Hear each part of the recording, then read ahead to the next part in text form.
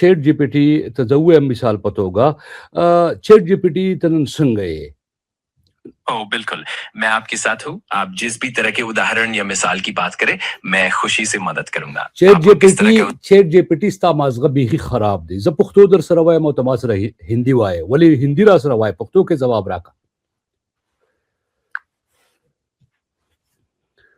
سمه ده. زه به په پښتو کې ځواب درکوم چې کومه بلې مرسته پکار وي نو حتما راته ووایه.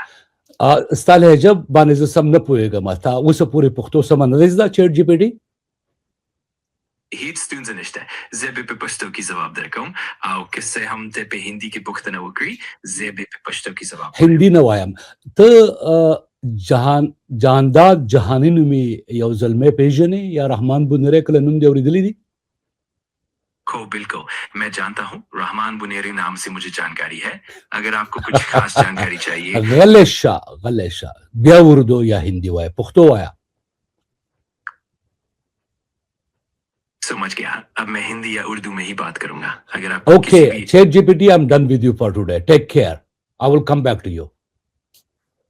Sounds good. Take care and I'll be here whenever you're ready to chat again. I'm watching you, okay? Next time, don't make a mistake. While I'm asking you Pashto, don't answer me in Urdu, okay? Got it. I'll make sure. All right. Take it easy. جهانی صاحب یو ایکسپریمنټ ما وکړ یا تجربه مو وکړه. لکه سم د دې مرکې نه مخکې ما ورته دا خبره نه وکړه چې دا ایکسپریمنټ به کوم. تاسې وګورئ چیټ جی پی ټي ته ما پښتو وویل او د په هندۍ کې جواب راکول شروع کړه. لږ مې په دې ځای پوه کړه ولې چیټ جی پی ټي هندي ویله ما سره. دقیقا دلته یعنی دا چیټ جی پی ټي په کومه ډیټا باندې ټرین شوی دی، یعنی په کومه ډیټا په کومو غږونو باندې روزل شوی ده، په هغو کې د پښتو غږونه او بیا مثلا د پښتو د غږونو هغه تنوع یا ویرایټیانې چې کومې دي، هغه کومې لهجې چې دي پکې، دا نه وي پکې شامل. یعنی دا چیټ جی پی ټي چې دا اوسنی اپډیټ د کومې ډیټا په اساس باندې کار کوي، دا یعنی د موږ د کمپاین نه مخکې چې کوم ډیټا د پښتو موجوده وه په همغه باندې روزل شوی ده.